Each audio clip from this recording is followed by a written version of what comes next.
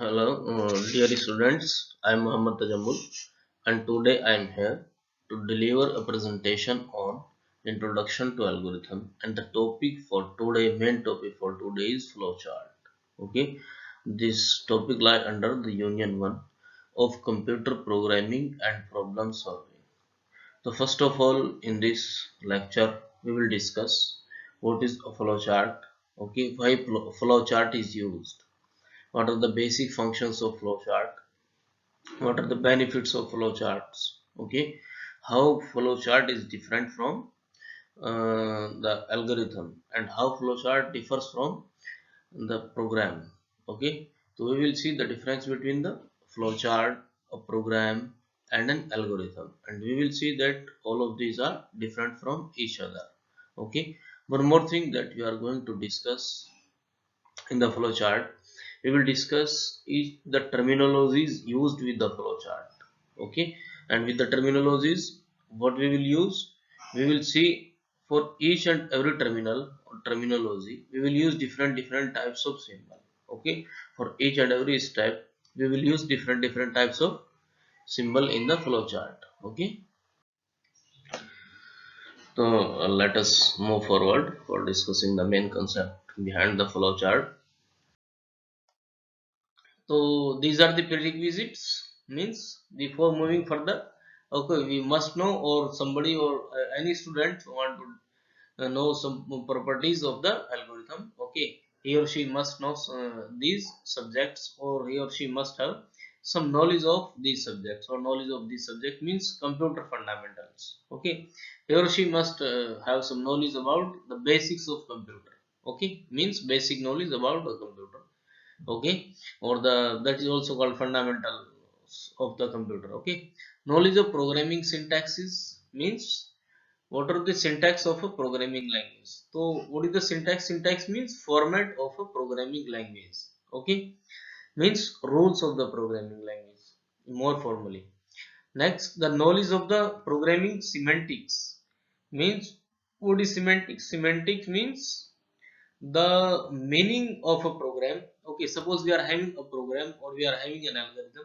Okay, so semantic means it will tell, semantic will tells us, okay, semantic will tell us the meaning of each and every statement or each and every word used in the programming or used in the algorithm. So means we must know the semantics as well as syntax also. Okay, so what is a flowchart? A flowchart is a pictorial representation. A flowchart is a pictorial or a graphical representation of an algorithm. Programmers often use it as program planning. Programmers often use it as a program planning tool to solve a problem. It makes use of symbols which are uh, connected among them to indicate the flow of information and processing. Okay, so let us discuss the flowchart more deeply, or let's discuss the concept of flowchart more deeply.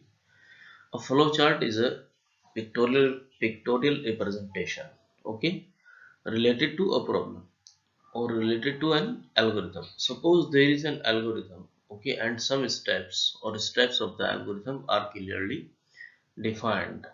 Okay, then for each and every step there is possibility.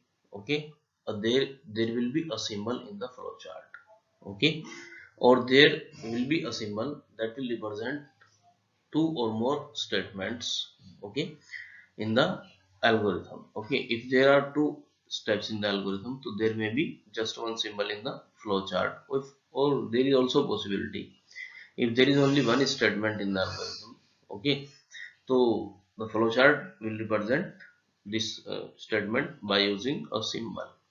Okay, it is just a pictorial representation, and algorithm is a written statements about solving a problem. Okay, suppose there is a big problem or heavy problem.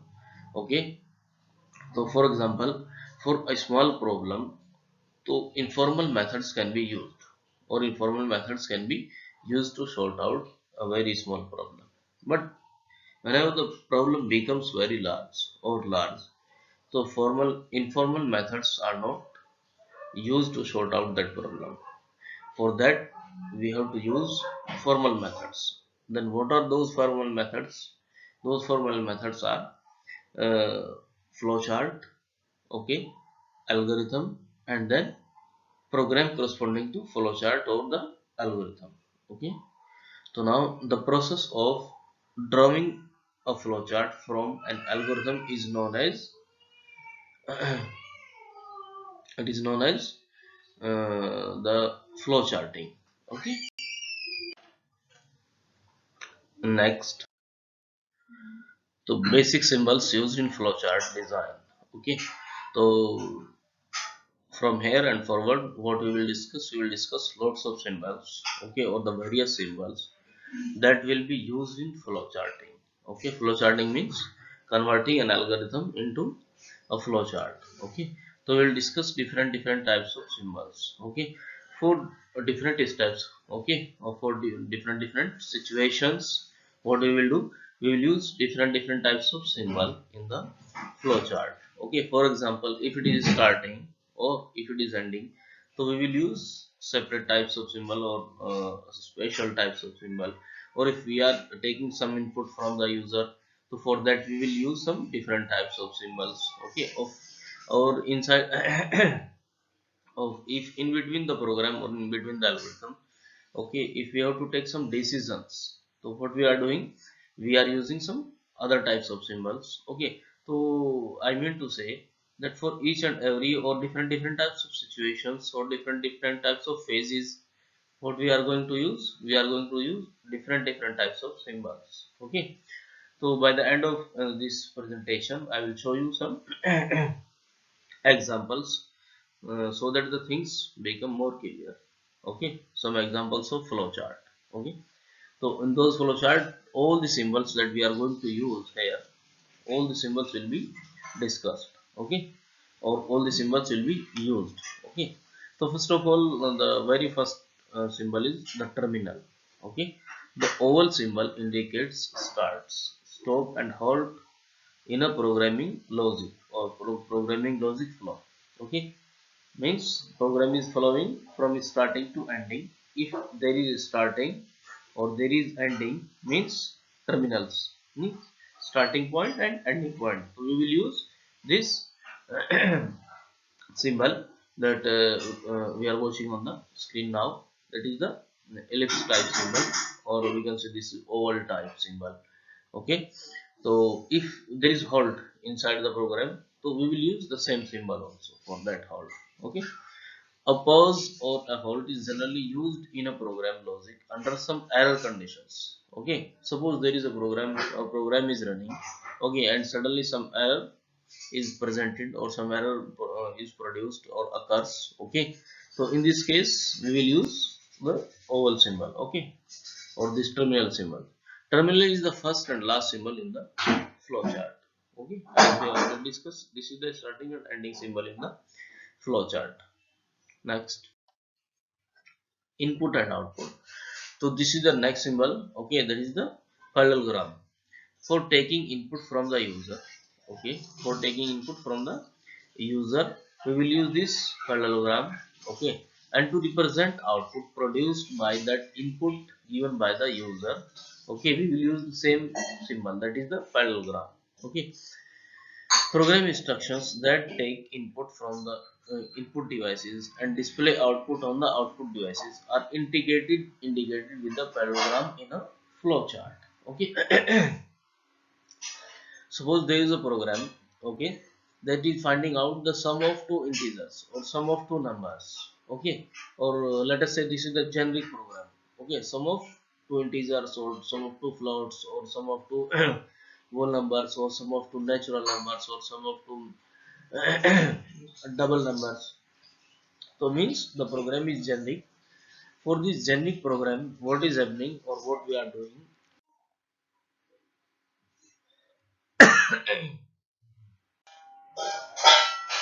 suppose we are making a program that is producing the sum of two any two numbers. Okay, and we are not discussing the types of numbers.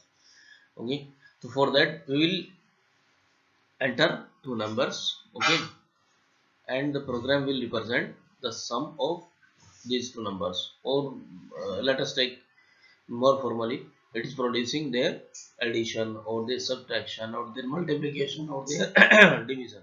For example, it is producing means the basic operations on those symbols.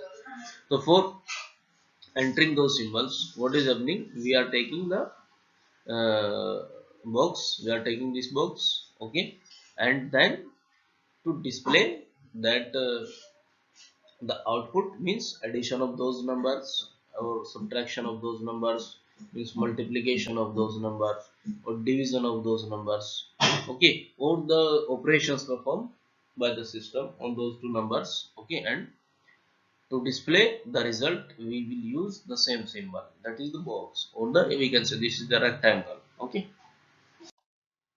Next, decision. For example, okay, we are going to make a program, okay, in which there is some decision step. There is a step where we have to take the decision, or the system have to take the decision. For example, we want to find out the larger number between two number, okay, larger number between two numbers. So what is happening there, at some step the system will take a decision whether the first number is greater or the second number is greater, okay. So it will calculate their uh, comparison, or it will calculate their equality or inequality, okay. So for that we will use this diamond symbol or decision making symbol. So this diamond symbol will be used with the if else, will be used with the if else in the programming, okay. For example, if there are two numbers, okay, so how we are checking them, suppose the first number is a and second number is b. So after entering these two numbers in diamond box or in diamond symbol, what we are checking, we are checking if a greater than b, if a greater than b. If it is true, so we will go to this side, or if it is false, we will go to this side, okay. So obviously this diamond symbol having two directions, okay, one for true and other for false, okay. Apart from true and false, the system can produce yes or no. If it is yes, so we are going to this side, means true side. If it is no, we are going to no side, okay, or we are going to the false side, okay. So in the case of C programming, the system will produce neither yes nor no, or it will also not produce true or false. It will produce just zeros and ones. If it is true, means the system will produce the zero, will produce the one, otherwise the system will produce zero, okay. If system is producing one, means the condition is true. If the system is producing zero, means the condition is false. Next, this is connector. Connector are the are used, for example, where there will be situations where the connectors will be used. For example, if there is a flow chart, okay, for which it is not possible to draw the flow chart on just one page, okay. So and we are reaching from one page to other page, okay, means we are taking two or three pages for drawing the flow chart for the related problem or for the related algorithm. So what we need to do for connecting those pages or connecting the last symbol or last page of the flowchart from that page to the next page, we will use this symbol, okay, this connector. Okay, this is circle, maybe vertical oval, okay. Whenever a flowchart becomes complex, okay, or it spreads over more than one page, it is useful to use connectors to avoid any confusion, okay, because there may be confusion that the first page is having some flowchart x, say in the flowchart 1, and next page is having flowchart 2. There is also possibility for this confusion. So to avoid this confusion, we will use the connectors, okay. So programmer or the user or anybody who will see or who is having the knowledge of the flowchart, little bit knowledge about the flowchart or the knowledge about the terminologies of the flowchart, it is possible for him, okay, to avoid that confusion, okay, or he or she will not be confused if this symbol is used there at the end of the page. it is represented by a circle or the oval like this. Next, so this is the example of flow chart. Okay, in this example what we are going to do what we are going to do in this flow chart, we are testing the temperature, okay, whether it is above freezing or below freezing. Okay, so start, okay, we are starting here, okay, and then we are reading the temperature. Okay, and in this example or in this flow chart, you can see that start symbol is different from the read symbol. Okay, start symbol is different from the read symbol. So we are reading the temperature. For example, the system is asking to the user, yes, enter the temperature, and user is entering the temperature that is stored in this parallelogram. Okay, now next phase is to test whether this temperature is above 30 or 32 or below 32. This is the given this is the condition given in the program. So now we are going to check whether the temperature is above 32 or below 32. If it is above 32 means this is not the below freezing. Okay, or if it is below 32 means this is freezing. Okay, temperature, how it is checking? Temperature less than 32, yes or no. Yes, it is less than 32 means print below freezing, means below freezing, temperature is below freezing. Now if again temperature is less than 32, no, means condition is true, condition is false, means it is above freezing. Okay, and after any one of these condition will be initiated, means either true or false. Both of these condition will not be hold at the same time or will not be true at the same time. So if any one of these condition will be true, the system will move through that path up to end. Okay, suppose condition yes is true, we are reaching through the this path. Okay, so we will avoid this path, this path will not be uh, adapted. Okay, so this path is completely avoided and this path is will be taken into consideration. Okay, next